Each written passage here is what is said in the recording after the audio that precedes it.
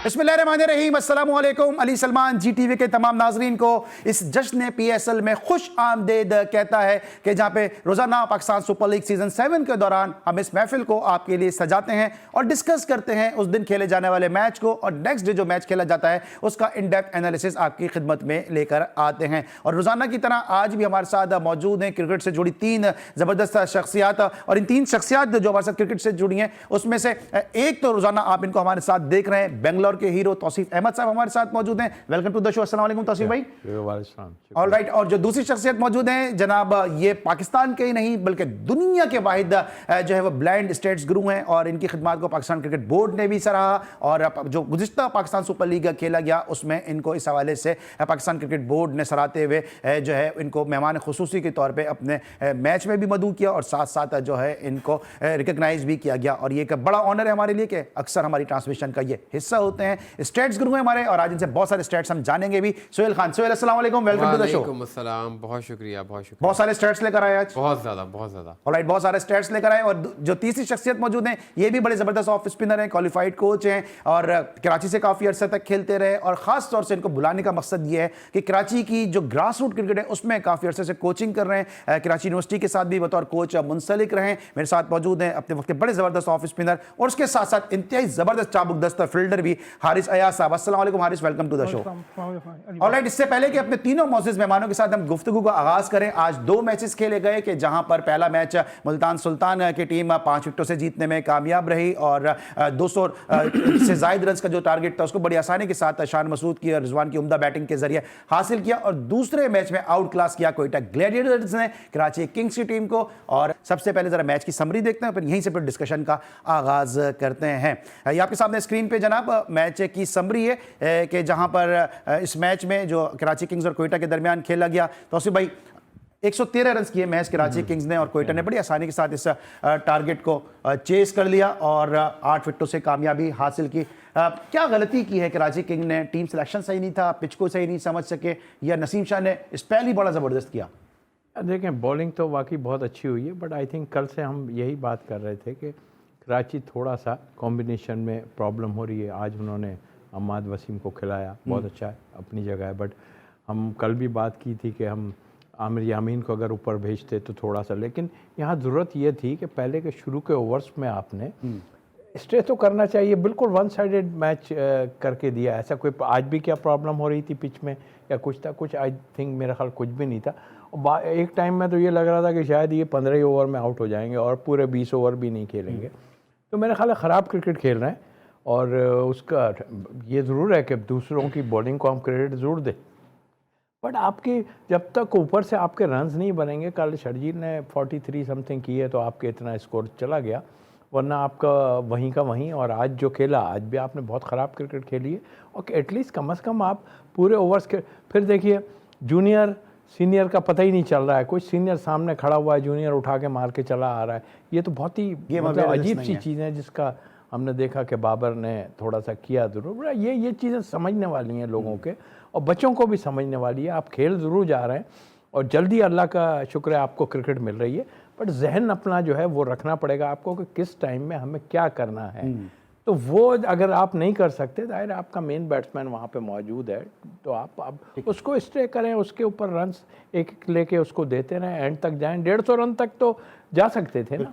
अच्छा तौसीफ भाई, इससे पहले मैं हारिस अयाज की तरफ जाऊं, क्या कुछ टूर्नामेंट ऐसे होते हैं कि win the toss and win the match? क्या इस टूर्नामेंट में ये सिचुएशन आपको लग रही है ऐसी?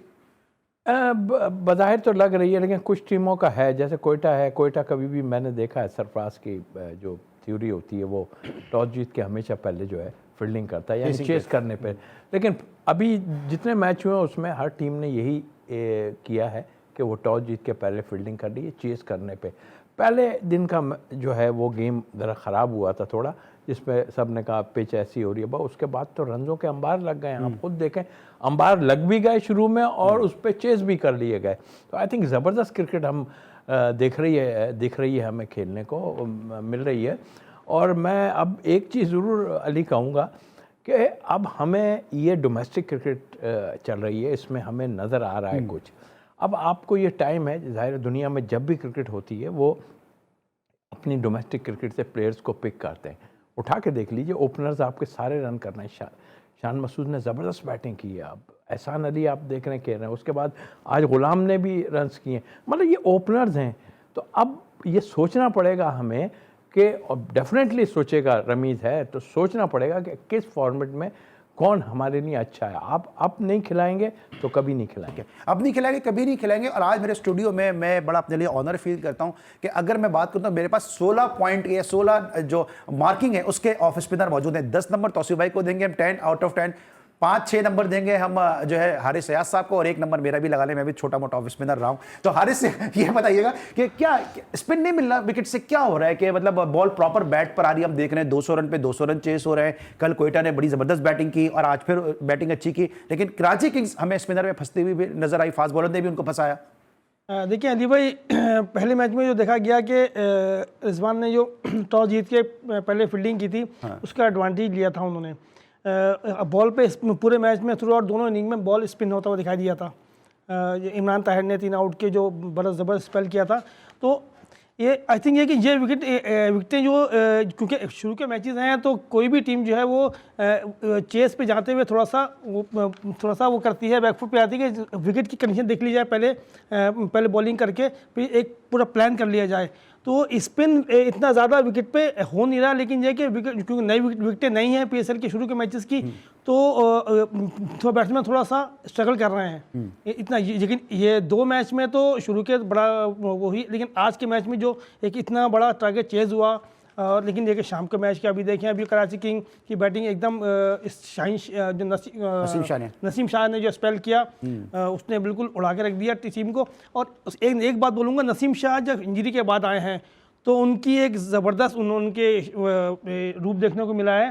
पहले तो उनकी बॉलिंग का जो बढ़ती थोड़ा सा वेवर्ड होते थे, अब वो उन्होंने लेंथ बड़ी अच्छी कर ली, आगे की तरफ कर ली है, बहुत जबरदस्त बॉलिंग। ऑलराइट, चैनल बॉलिंग के सोहेल स्टैट्स के गुरु हैं आप, आज के मैच के वाले से कोई मुख्तसर से स्टैट्स बताएं जरा। देखिए कराची और कोयटा की अगर बात करें तो एक बड़ी इंटरेस्टिंग चीज़ है, 2019 से होती हुई है ये। 2019 में कराची कोयटा के 2 मैच हुए और वो दोनों कराची जीता। फिर 2020 में 2 मैच हुए, वो दोनों कोयटा जीता। 2021 में 2 मैच हुए, वो दोबारा से कराची जीत गया। अब 2022 में कोयटा की शुरुआत हुई है विक्ट्री में। अब देखते हैं दूसरे में क्या होता है। दूसरा नसीम शाह की बात हो रही है, 5 विकेट हॉल उन्होंने लिया है, 8वां 5 विकेट हॉल पीएसएल की हिस्ट्री का।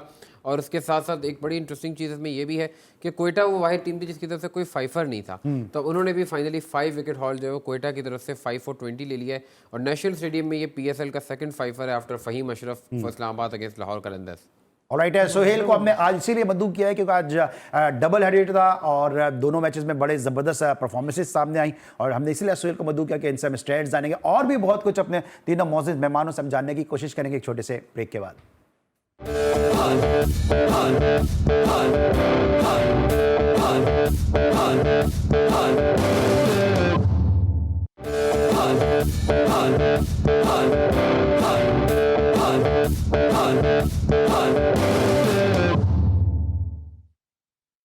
Welcome back after the break. और आज हम बात कर रहे हैं कि डबल हेडर मैचेस खेले गए, जिसमें पहला मैच खेला गया मुल्तान सुल्तान और लाहौर कलंदर की टीमों के दरमियान, और क्या जबरदस्त बैटिंग का मुजाहरा किया शान मसूद ने। उनकी 83 रन की उम्दा इनिंग की बदौलत, जबरदस्त 150 रन की ओपनिंग पार्टनरशिप की बदौलत इस मैच में कामयाबी 5 विकेटों से मुल्तान सुल्तान का मुकद्दर ठहरी। क्या जबरदस्त बैटिंग की है शान मसूद ने, और इसीलिए वो प्लेयर ऑफ द मैच भी करार पाए। वैसे तौसीफ भाई बात करते हैं कि ओपनर्स में बड़ा कॉम्पिटिशन है। अभी हम देख रहे हैं कि कल जिस तरह स्पीड ने बैटिंग की, फिर एहसान ने बैटिंग की, शान मसूद रिजवान जिस तरह से खेलते नजर आ रहे हैं, बाबर आजम के लिए थोड़ा सा अलार्मिंग साइन है ये।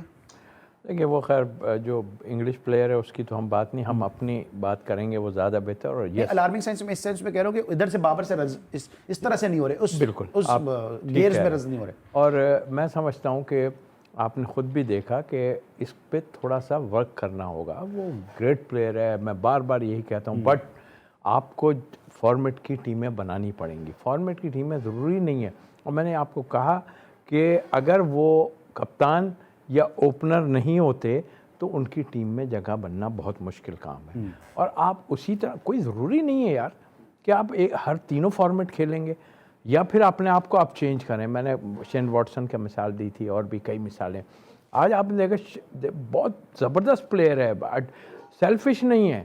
शान मसूद की बात करूं मैं, आज आपने देखा एक दो और एहसान अली को आपने देखा, ये मतलब हम जिस फॉर्मेट के लिए इस वक्त जा रहे हैं और इसी में हम सबसे अच्छे हैं, तो हमारे ओपनिंग का जो स्लॉट है, यानी मैं जो बात करता हूं कि हम फर्स्ट 6 ओवर वो हमें कैच करने दुनिया में होती है, तो ये सब कैच हो रहे हैं, सामने हो रहा है सब कुछ आपके, तो डेफिनेटली आपको चेंजेस तो लानी पड़ेंगी इसमें। तो आप ओपनर में कंपटीशन है, इसमें कोई बुराई नहीं है कि आप जो है जो लड़के प्लेयर स्कोर कर रहे हैं उनको आप लेके जाएं, एक अच्छा स्लॉट बनाएं। उसमें जाहिर है कि जिस हिसाब से प्लेयर खेलते हैं, यानी मैंने जैसे बताया कि 6 ओवर को कैश करने वाले होने चाहिए, मैंने तो फ़खर का भी बोला कि फ़खर वो ऊपर जाना चाहिए, उस पर कहने लगे जी नहीं वो तो कर रहे हैं, वो जिस तरह कर रहे हैं मैं बुराई नहीं कर रहा, जिस तरह वो कर रहे हैं आपको रिजवान बचा रहा है, अगर रिजवान ना बचाए तो आप तो नीचे चले जाते हैं, इसलिए कि आपके पास मैच विनर जो है ना वो बैट्समैन। अच्छा तौसीफ भाई, अब जो 2022 का वर्ल्ड कप है वो ऑस्ट्रेलिया में खेला जाएगा। ऑस्ट्रेलिया में आपने एज ए बॉलर आप मशहूर हैं, लेकिन जो ऑस्ट्रेलिया में आपने बैटिंग की है वो इमरान खान साहब भी आपकी तारीफ करने पे मजबूर हो गए। अगर हम ऑस्ट्रेलिया के पिचेस को जहन में रखें और इन बैट्समैनों को आप समझते हैं कि आप इनके साथ कोचिंग भी की है, कौन सा बैट्समैन आइडियल हो सकता है, क्या ओपनिंग पेयर आइडियल हो सकता है? देखिए मैं तो शर्जील के बड़े हक में हूँ, सच्ची बात। फिर आपका जो है फ़खर भी इसमें डेफिनेटली आता है। आप एक शान मसूद को आप ले सकते। देखिए यहाँ ऑस्ट्रेलिया में हाइट पे आता है ना थोड़ा बॉल, तो कट ज़्यादा खेला जाता है या पुल और इस टाइप की शॉटें ज़्यादा, सामने आपको मारना ज़रा मुश्किल होता है। डेफिनेटली वो पहले से तो ज़रा फ़र्क पड़ गया है, मगर मेरे हिसाब से इस तरह तो जो अटैक ऊपर से करने वाले एहसान अली को इसमें आप रखेंगे कहीं? बिल्कुल, हम ये हैं पाइपलाइन में। देखिए मेरा कहना ये है कि आप अगर इनको साथ रखेंगे तो भी फ़ायदा। अच्छा अगर ये नहीं है तो आप उसके साथ एक टूर ऑस्ट्रेलिया में ए टीम का टूर कर लें, उसमें आप साथ रखें। हुआ था ये कि शर्जील को वहीं से पिक करके पाकिस्तान टीम में लेके आए थे।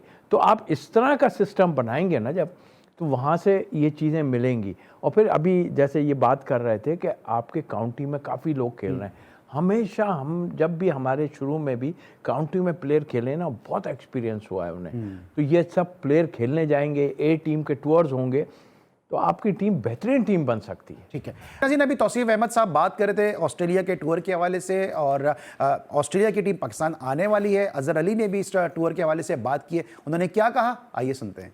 नहीं ऑब्वियसली हम कोशिश कर रहे हैं कि जब जितना अपने आप को तैयार कर सकें, और खुशी की बात है ऑस्ट्रेलिया इतने अरसे बाद पाकिस्तान आ रही है। पाकिस्तान क्रिकेट के लिए बहुत ज़बरदस्त है, उसके अलावा बाकी टीम भी ऑब्वियसली इस टूर के बाद जो है वो आएंगी पाकिस्तान ऑब्वियसली, और हमारी कोशिश ये होगी अच्छे होस्ट हम साबित हों ऑस्ट्रेलिया के लिए, और वो अच्छी यादें यहाँ से लेके जाएँ और एक ज़बरदस्त क्रिकेट सीरीज़ देखने को मिले जो है लोगों को। आई थिंक आना भी चाहिए, और आई एम श्योर कि वो आएंगे भी, क्योंकि टेस्ट चैम्पियनशिप के मैचेस हैं और हर टीम के लिए इंपॉर्टेंट है वो, और ऑब्वियसली प्लेयर्स के लिए बड़ा एक्साइटिंग होगा इतने अरसे बाद पाकिस्तान का टूर करना, ऑस्ट्रेलियन प्लेयर्स के लिए स्पेशली।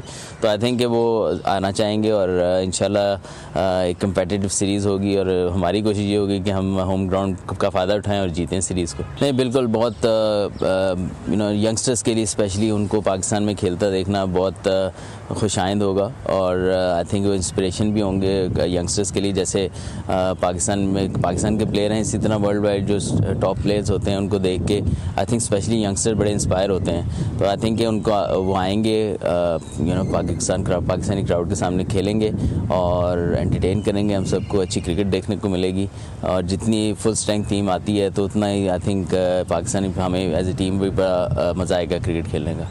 बात करूँगा जी नाज़रीन, आपने अजहर अली की गुफ्तगू सुनी और सोहेल मेरे साथ मौजूद हैं, तो जरा इनसे पूछ लेते हैं ऑस्ट्रेलिया की टीम पाकिस्तान आ रही है, क्या इस हवाले से क्या स्टेट्स की बुक जो है वो क्या कहती है? जी सोहेल।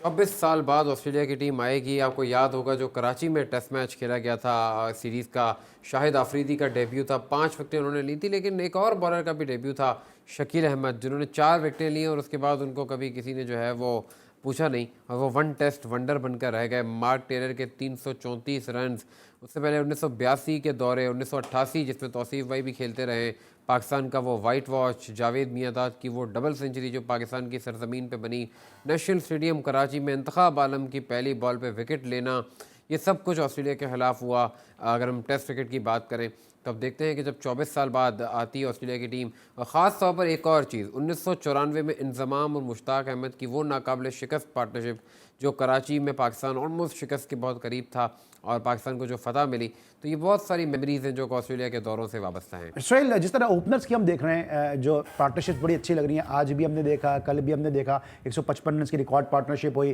कोयटा ग्लैडिएटर्स के लिए एहसान अली और स्मिथ के दरमियान। आज शान मसूद और रिजवान ने बड़ी अच्छी पार्टनरशिप दी, इसके हवाले से क्या रिकॉर्ड्स हैं आपके पास? देखिए, एक तो ओपनिंग पार्टनरशिप की आपने बात की, बिल्कुल पीएसएल में हाईएस्ट ओपनिंग पार्टनरशिप बाबर और शर्जील की है 176। आज भी 150 रन की पार्टनरशिप हुई जो कि मुल्तान के लिए हाईएस्ट है। जेम्स विंस और उमर सिद्दीक का रिकॉर्ड आज जो है वो टूटा। और ये जो आज हाईएस्ट सक्सेसफुल रन चेस हुआ है, ये पीएसएल की हिस्ट्री का हाईएस्ट सक्सेसफुल रन चेस है। इससे पहले कराची में 4 मरतबा टीमों ने पहले बैटिंग करके 200 प्लस किए, लेकिन वो जो है वो हमेशा डिफेंड करने में कामयाब हो गए। और आज एक इंटरेस्टिंग चीज़ ये हुई कि राशिद खान के कैरियर का ये 301 यानी 301 गेम था और पहली दफ़ा उनके होते हुए मुखालिफ टीम ने 200 प्लस का टारगेट चेस किया है। उसके साथ साथ आज के मज़ीद अगर हम बात करें तो मोहम्मद रिजवान पीएसएल की हिस्ट्री के 11वें ऐसे खिलाड़ी बने जिन्होंने 1000 रन किए, जिनमें से 621 उन्होंने आखिरी 14 मैचेस में जो है वो मुल्तान सुल्तान्स की तरफ से खेलते हुए बना दिए हैं। और लाहौर कलंदर्स की टीम के खिलाफ 3rd टाइम 200 प्लस का जो है वो टारगेट सक्सेसफुली चेज हुआ है। ठीक है, ये सब कुछ जो हुआ है, जिस तरह सोहेल बता रहे हैं, ये सब कुछ वो बता रहे हैं जो ग्राउंड में हुआ है। और सोहेल के साथ जो हुआ है वो इसलिए हुआ है कि dairy milk, Cadbury dairy milk की चॉकलेट इन्होंने खाई है, इसलिए आज उनका हाफजा अच्छा हो गया और सारी चीज़ें इन्होंने फर बता दी हैं। हारिस से ये बताइएगा कि अब जिस तरह बात कर रहे हैं, आपने कराची की कोचिंग में भी आप रहते हैं, ग्रास रूट पर आप कोचिंग करते हैं, क्या वजह समझते हैं कि हम देख रहे हैं कि खुर्रम मंजूर की अगर हम बात कर लें, एहसान की बात कर लें, शर्जील की बात कर लें, तो ये रन्स निकालते हैं, क्या इसकी वजह सीमेंट क्रिकेट है? हाँ जी अली भाई, ये तो एक फैक्ट सी बात है। तौसीफ भाई यहाँ मौजूद हैं। जब से सीमेंट क्रिकेट यहाँ पर कराची की क्लब क्रिकेट, यहाँ सीमेंट क्रिकेट होती थी या और क्रिकेट इंटरनेशनल वगैरह होती थी, तो ये प्लेयर्स तो वहीं से निकले। सीमेंट क्रिकेट पे ज़ाहिर बात है खेल के प्लेयर्स, एक नॉर्मल प्लेयर फास्ट बॉलर्स पे एक बहुत अच्छी एक उनकी टेम्पो बन जाता है, उनकी हैबिचुअल हो जाते हैं वो अच्छे पेस को खेल के, और उसी चीज़ को ये कंटिन्यू करते हैं। भी जब बड़ी क्रिकेट में आते हैं, बड़ी क्रिकेट फास्ट बॉलर्स ज़्यादा डिपेंड करती है बड़ी क्रिकेट फास्ट बॉलर्स पे, तो उसको कंटिन्यू करते हैं वहाँ पे।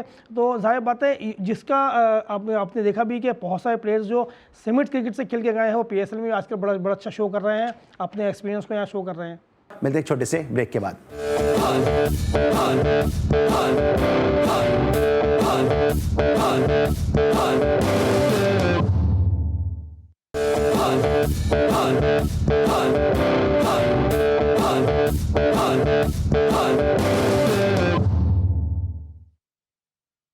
Welcome back after the break. और इससे पहले कि हम डबल हेडर्स पे जाएं जो कल खेले जाएंगे, थोड़ा सा मजीद बात कर लेते हैं। मुल्तान सुल्तान का जो मैच है खेला गया लाहौर कलंदर के साथ, और इस मैच में बड़ी ज़बरदस्त परफॉर्मेंस दी मुल्तान सुल्तान के ओपनर्स ने बिलखुसूस।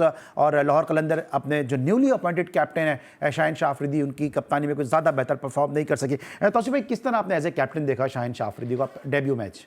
मेरा ख्याल इतनी बुरी नहीं था उसका। ज़ाहिर जो एक्चुअल होता क्या है कि जूनियर आदमी होता है, असल मैंने कल भी बात की कि डिसीजन अंदर होते हैं सारे, अगर जब होते हैं ज़ाहिर है वहाँ से जो फीडबैक मिलता है वो अपनी जगह है कि जी इससे करा लेना, इससे करा लेना, और फिर ये अच्छा हो रहा होता है तो सब अच्छा हो रहा होता है। जब मार पड़ी होती है उस वक्त चेंजेस की चीज़ों को देखा जाता है। तो आई थिंक मेरी उसकी इब्तिदा है और उसकी हेल्प करनी चाहिए मेरे ख्याल दूसरों को, सबको मिलके। और रन्स ज़रूर चेज़ हो गए, अपनी जगह है सारी चीज़ें, बट आई थिंक मेरा ख्याल है जो फ्लॉज है ना उनको तो वो खुद ज़ाहिर है कम बोलता होगा। जो बाहर बैठे हुए हैं अच्छे बड़े हैं और अच्छे लोग भी बैठे हुए हैं सारे, तो उनको सबको मिलके और जो सीनियर हैं उनको उसकी हेल्प करनी पड़ेगी। क्योंकि आप एक हमारे यहाँ प्रॉब्लम ये है कि हमारे कप्तान बन नहीं पा रहे हैं लोग।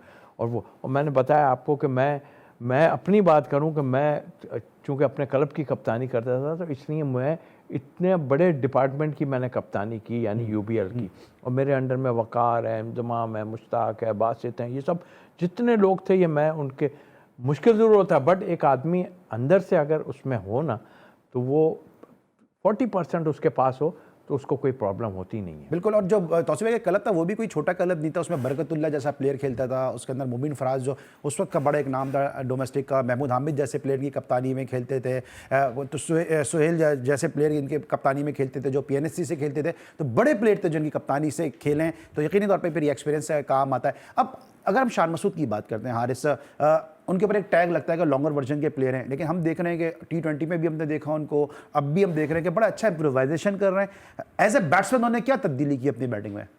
देखिए अली भाई, जब से शान मसूद टीम से बाहर हुए हैं, उन्होंने उन पर जैसा कि बताया, उन पर टैग लगा हुआ था कि लॉन्गर वर्जन के प्लेयर हैं, वो टेस्ट क्रिकेट में बड़ा अच्छा परफॉर्मेंस किया था उन्होंने, इंग्लैंड में भी और दूसरी जगहों पे भी। लेकिन जब से बाहर हुए हैं वो वनडे क्रिकेट से बाहर हुए थे, उसके बाद से उन्होंने अपने आप पे काफ़ी वर्क किया, मेहनत की है, उन्होंने डोमेस्टिक T20 में भी और डोमेस्टिक वनडे में भी काफ़ी परफॉर्मेंस की है।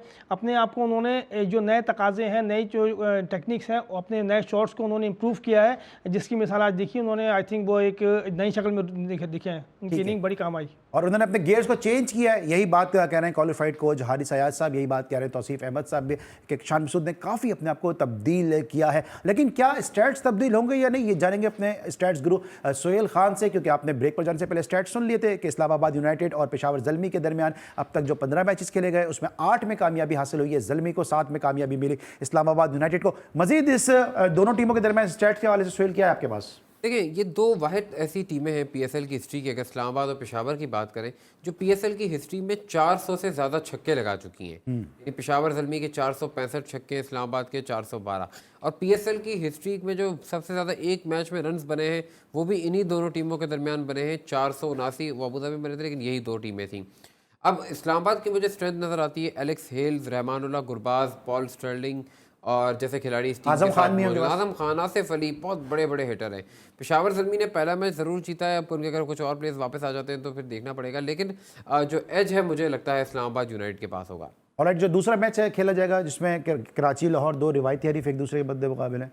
देखिए, मैं एक चीज़ पे जो मेरी नज़र है, बाबर आजम वर्सेस राशिद खान। अब मैं आपको एक बड़ी इंटरेस्टिंग चीज़ बताता हूँ, इन दोनों का आमना सामना 3 इनिंग्स में हुआ है T20 क्रिकेट में। राशिद खान ने बाबर आजम को 32 गेंदें करवाई हैं, 42 रन बाबर ने बनाए, लेकिन तीनों इनिंग्स में राशिद से वो आउट हो गए। अच्छा, ये एक बड़ा इंटरेस्टिंग फैक्ट है। मोहम्मद, लेकिन कराची राशिद को काउंटर करेगा मोहम्मद नबी से। क्यों? क्योंकि राशिद के खिलाफ मोहम्मद नबी का रिकॉर्ड बहुत अच्छा है, 49 गेंदों पर। ये असल में बता रही है ओवरऑल T20 क्रिकेट। अच्छा, 82 रन मोहम्मद नबी जो है वो राशिद खान के खिलाफ बना चुके हैं। तो राशिद का जो फैक्टर है वो थोड़ा सा है। लाहौर के साथ तो कराची 2 मैचेस हारा हुआ है, तो मुझे थोड़ा सा लग रहा है कि थोड़ा सा ये जो है कि थोड़ा सा एज हो सकता है। लेकिन शाहीन के खिलाफ बाबर का रिकॉर्ड देखें, ओवरऑल T20 क्रिकेट में सिर्फ एक दफ़ा आउट हुए, 58 गेंदों में 95 रन उन्होंने बनाए। तो ये जो राइवलरीज होती है प्लेयर वर्सेस प्लेयर, ये बड़ी काउंट करेंगी कल के मैच में। ठीक है। अच्छा तौसीफ भाई, जो कराची लाहौर का एक मैच है, हम बार बार कह रहे हैं रिवायती हरीफ, आपने तो इस फ्लेवर को चक्का हुआ है। हारिस से भी मैं बात करूंगा, कराची लाहौर का एक बड़ा क्रंच मैच रहता है, क्या होगा? क्योंकि 2 मैचेस हार के जा रही है कराची किंग और दोनों में इनकी बैटिंग फ्लॉप हुई है। अब क्या रिवेंज गेम होगा? कि मैं आपको बताऊं, इस गेम में तो कभी भी कुछ हो सकता है, बट जाहिर है कि इस वक्त 2 मैच हारने के बाद कराची इतनी अच्छी पोजीशन में नहीं है। और कल मैं जो बात कर रहा था बाबर की ख़ास तौर पे, कि अगर उसको मिडिल इन लेग पे बॉल ना करें तो उससे रन बनाना मुश्किल होते हैं। आज आपने देखा of side the off stump पे कई बार वो कॉट बिहाइंड हुए हैं, of side the off stump पे उन्होंने जो है खेलने का फ्लैश किया हल्का सा और उसमें आउट हुआ। और उनकी ये कमज़ोरी है मैं समझता हूँ, और लोग उसको भांप गए हैं, ऐसा नहीं है। तो आपकी लाइन ये होगी, इसीलिए बाबर से को स्ट्रगल कर रहा है। अच्छा, वो ज़ाहिर प्रेशर तो नहीं होना चाहिए, क्योंकि पाकिस्तान की कप्तानी की है तो फिर उसमें इतना वो नहीं होना चाहिए, बट आई थिंक इस वक्त अंडर प्रेशर होगी कराची ज़रूर। बट इस शॉर्ट फॉर्मेट में थोड़ा सा अपने आप को जो है जान पकड़ के आना चाहिए, और टीमें एक अच्छा उनको ब्रेक थ्रू मिल जाए ना तो वापसी होती है उनकी। ठीक है, 2 मैच हार ज़रूर गए, बट आई थिंक मेरा ख्याल है कि फिर इंजमाम साहब की बात सही हो गई कि कराची के लिए मुश्किल होगा वापसी होना। या हम भी एक ज्योतिषी बिठाएं, उसका एक्सपीरियंस है, एक्सपीरियंस अभी तक तो सही मेरा, बट मेरा ख्याल है कि मुझे नहीं पता उन्होंने ये बात की है, मेरा ख्याल ये भी उन्होंने कहा कि शायद उस मैच की बात है कि अब वापसी मुश्किल है। तो या ये कहा उन्होंने कि उस मैच जो मैच हो रहा था उसमें वापसी मुश्किल है, या ओवरऑल उसकी बात की उन्होंने, मेरे को ये श्योर नहीं है। बट आई थिंक मेरा ख्याल है कि एक एक्सपीरियंस वाला आदमी है, वो देखा उसने सारा कुछ है। बट स्टिल मैं कहूँगा कि सच इतना नहीं है, कोई भी टीम कम बैक कर सकती है। ये इंजमाम साहब हैं, जोन सा भी मैच हो उनकी मर्जी है, वो कुछ भी कह सकते हैं। इंजमाम साहब हैं, क्या कहते हैं कराची लाहौर की जो राइवलरी है, आपने भी कराची लाहौर के मैच खेले में होंगे, एक अलग हो जाता है, इंडिया पाकिस्तान वाला मार्का हो जाता है। हाँ देख, माहौल तो ऐसा ही होता है ये भाई, इसमें कोई दो राय नहीं है, माहौल ऐसा ही होता है। जो प्लेयर्स खेले हैं, तौसीफ भाई खेले हैं, मैं भी खेला हूँ इस तरह की मैचेस, नो डाउट एक अलग एनर्जी होती है वहाँ से भी और यहाँ से भी, इसमें कोई शक की बात नहीं है। लेकिन अभी यहाँ की पोजीशन ऐसी है कि लाहौर भी 1 मैच हारा है, कराची 2 मैच हारा हुआ है, तो जाहिर बात है दोनों टीमें एक अलग प्लान करके आएंगी, एक अलग अलग एनर्जी से आएंगे। तो ये कि कराची के लिए ये नहीं बोलना कि कराची के लिए कमबैक मुश्किल हो जाएगा। कराची की टीम कमबैक करेगी तो टूर्नामेंट भी अच्छा रहेगा, आगे इंटरेस्टिंग रहेगा PSL, और ये लाहौर को तो कमबैक करना ही है आगे के लिए। ऑलराइट, कराची लाहौर का मैच हमेशा से बड़ा क्रंच मैच होता है और कराची की आवाम भी इस मैच को लेकर बहुत ज्यादा एक्साइटेड है और लाहौर की आवाम भी अपने तय जो है एक्साइटेड है, लेकिन पब्लिक की क्या राय है जरा वो जानते हैं।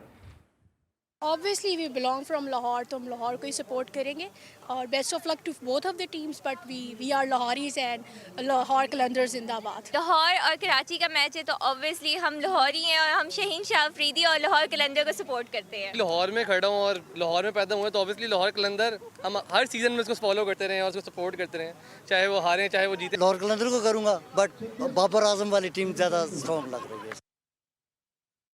जनाब, लाहौर की आपने फैन फॉलोइंग देखी कि लाहौर लाहौर है और आगे जो कुछ है वो छोड़ दें उसको।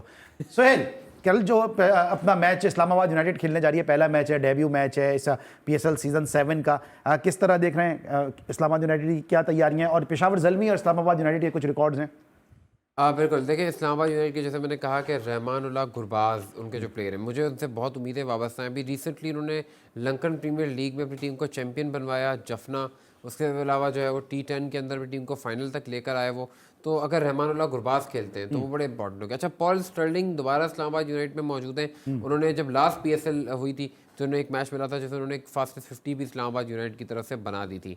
अब पेशावर ज़ल्मी की जहाँ तक बात है तो पेशावर ज़ल्मी ने इस्लामाबाद यूनाइटेड को एलिमिनेट कर दिया था लास्ट PSL में। उस्मान ख्वाजा के जो रन्स थे 70 वो काम नहीं आए थे। लेकिन एक चीज़ बड़ी इंटरेस्टिंग हो गई, हसन अली जो कि पेशावर ज़ल्मी का हिस्सा रहे और एक अरसे तक वो उनकी तरफ से लीडिंग परफॉर्मर रहे, वो इस्लामाबाद यूनाइटेड में आ गए। तो उनकी परफॉर्मेंस इस्लामाबाद अपनी पुरानी टीम के खिलाफ पास में भी बहुत अच्छी रही है, तो ये भी एक बड़ा एक्स फैक्टर का रोल प्ले करेंगे। ठीक है, तो असीम भाई आप तो कोच रहे हैं, क्विकली बताएं कि इस्लामाबाद यूनाइटेड और पेशावर ज़ल्मी। मुझे इस वक्त पिछले मैच से लेके जो अंदाज़ा हुआ उससे पेशावर ज़ल्मी जो है इस वक्त टॉप पे नज़र आ रही है। पेशावर ज़ल्मी जिस तरह उन्होंने खेला है तो आई थिंक मुझे तो पेशावर ज़ल्मी का नज़र आ रहा है।